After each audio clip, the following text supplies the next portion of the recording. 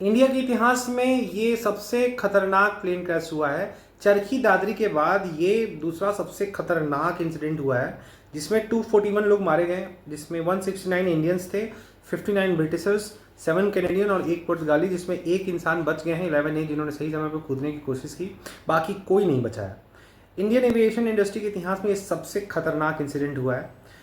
With in 30 second के अंदर जो प्लेन टेक ऑफ होता है, 30 सेकेंड के अंदर 613 फीट के ऊपर से अचानक से ये गिरना शुरू होता है और गिरते गिरते बहुत जल्दी गिरता है। बीजीएम कॉलेज के हॉस्टल्स के ऊपर ये लैंड करता है और पूरा ब्लास्ट होता है। बहुत हेवी एक्सप्लोजन हुआ है।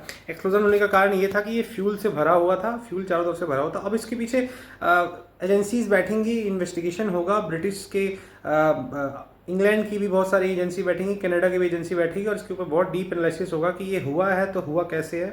हालांकि ब्लैक बॉक्स अभी तक मिला नहीं है इसके पीछे। ब्लैक बॉक्स से बहुत सारा इन्फॉर्मेशन गैदर किया जाएगा, रिट्रीव किया जाएगा, तब पता चलेगा कि एक्चुअली इसके पीछे का कारण क्या है। इंजन फेल्योर हुआ है, जो फ्लैप्स थे उनका कुछ कॉम्बिनेशन सही से नहीं बैठा था, या कोई पायलट्स इसको हैंडल नहीं कर पाए। दोनों इंजन के लॉस होने का चांसेस बहुत कम है। या तो टेक ओवर के टाइम पे, टेक ऑफ के टाइम पे भी शायद कुछ इशू होगा, जो रनवे था उस पर इशू होगा। बहुत सारे कारण हो सकते हैं, लेकिन जब तक हमें ब्लैक बॉक्स नहीं मिलता है हम कोई भी कंक्लूजन पर नहीं पहुंच सकते हैं। लेकिन ये इंडिया के इतिहास में ये सबसे खतरनाक इंसिडेंट हुआ है। प्राइम मिनिस्टर मोदी पहुंच चुके हैं और ये भी खबर सुनने को सबको पता चली रही कि विजय रूपाणी जो एक्स सीएम रह चुके हैं गुजरात के, वो भी इसी प्लेन में थे और वो उनका भी निधन हो गया है। ये काफ़ी डिवास्टेटिंग, काफ़ी दुख पहुंचाने वाला खबर है।